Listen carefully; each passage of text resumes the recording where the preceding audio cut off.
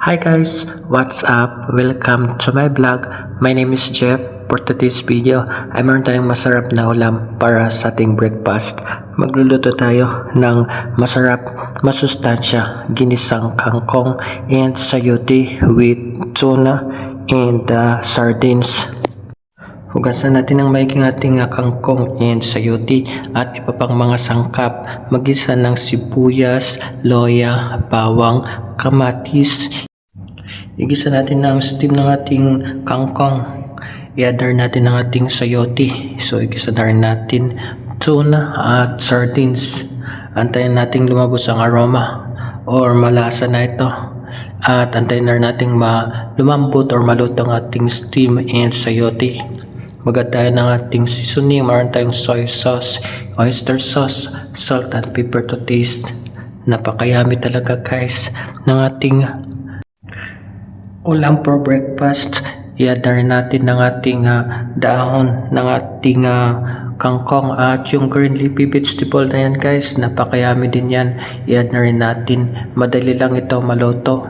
At luto na ang ating masarap na ginisang kangkong sayote with tuna and sardines. Mag-ready tayo na lagayan. Ito transfer natin ng ating masarap na ulam para sa ating breakfast. Gawa tayo ng ating masarap and so healthy. Napakayami talaga ito guys. Yung ating cold drinks, lemon with fresh mint and cucumber. Yung ating mint, lemon, cucumber, and honey.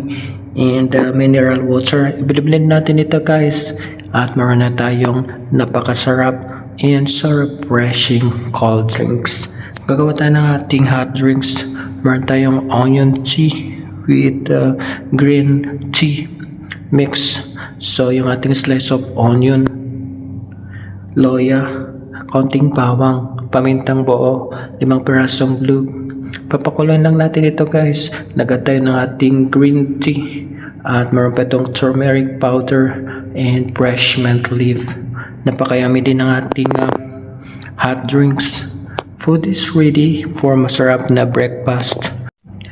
For main dish, yung ating ginisang kangkong sayote with tuna and sardines. Meron pa tayong napakasarap na pritong fish with masarap na sausawan. Slice of onion, bawang, kamatis, and loya. Counter green chili and soy sauce vinegar. Meron pa tayong assorted fruits, peach, apple, and avocado. And please guys, don't forget to follow, like, comment, and share. Kain tayo guys, marami tayong food. Let's enjoy the food and thank you so much for watching. I'll see you guys in my next vlog.